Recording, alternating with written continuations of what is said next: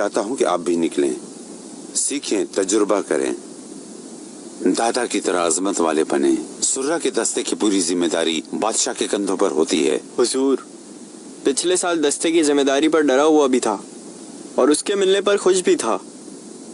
اس سال یہ ذمہ داری خفیہ طور پر نبھانی ہوگی۔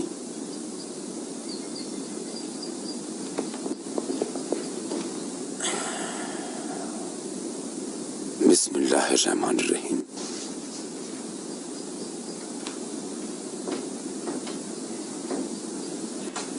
تیاریاں کیسی چل رہی ہیں شیخ الاسلام افندی؟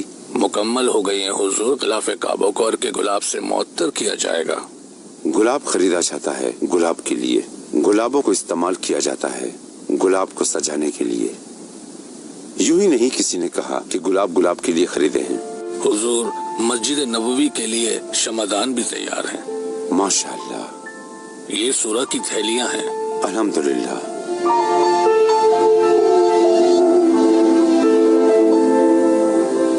کعبے کا غلاف دیکھیں، سب سے پہلے حضرت اسماعیل علیہ السلام نے اسے تیار کیا تھا۔ جب مسلمانوں نے کعبہ فتح کیا تھا تو رسول اکرم صلی اللہ علیہ وسلم نے اس خوبصورت روایت کو برقرار رکھنے کو پسند فرمایا۔ ہمارے پیغمبر نے 3 خوبصورت تحفے چھوڑے ہیں: قرآن، سنت اور اہل بیت۔ ہم ان تینوں تحفوں کے محافظ ہیں اور ان تحفوں کا حق ہے کہ ہمارے دل ایمان سے لبریز ہوں۔ حضور، میں ہدیے میں کیا لے جا سکتا ہوں؟ رسول اللہ کے لیے سب سے خوبصورت ہدیہ ایمان کی نور سے منور دل ہے۔ کثرت سے ان پر درود پڑھنا اور ان کی سنت کا اتباع کرنا ہے۔ عثمانی سلطنت کی طرف سے بھیجے جانے والے تمام مادی ہدیے حضرت بلال رضی اللہ تعالی عنہ کے ہدیے کی برابری نہیں کر سکتے۔ کیا تھا آپ کا ہدیہ؟ خوبصورت آنکھوں والا بچہ جو افریقہ میں پیدا ہوا، پیغمبر کا سچا عاشق بن گیا، سب سے پہلے اذان دی، سب سے پہلے توحید پر ایمان لایا۔ پیغمبر کے پردہ فرما جانے کے بعد صلی اللہ علیہ وسلم حضرت بلال کی دوبارہ ہمت نہ ہوئی اذان دینے کی، مدینے میں نہ رہ سکے، شام کی طرف چلے آئے۔ کئی سال بعد قدس فتح کرنے کی غرض سے جب حضرت عمر شام آئے تو پھر حضرت بلال بھی انہی کے ساتھ تشریف لے گئے۔ ہمارے پیغمبر کے بعد حضرت بلال نے پہلی اذان قدس میں انہوں نے دی۔ ایک رات خواب میں ہمارے حضور کو کہتے سنا، اتنا فراق کافی نہیں کیا بلال؟ بلال سے رہا نہ گیا، فوراً نکل پڑے۔ جیسے ہی مسجد نبوی پہنچے تو غشی طاری ہو گئی۔ جب آنکھیں کھلی تو حضرت حسن اور حضرت حسین رضی اللہ تعالی عنہ کو اپنے سامنے دیکھا۔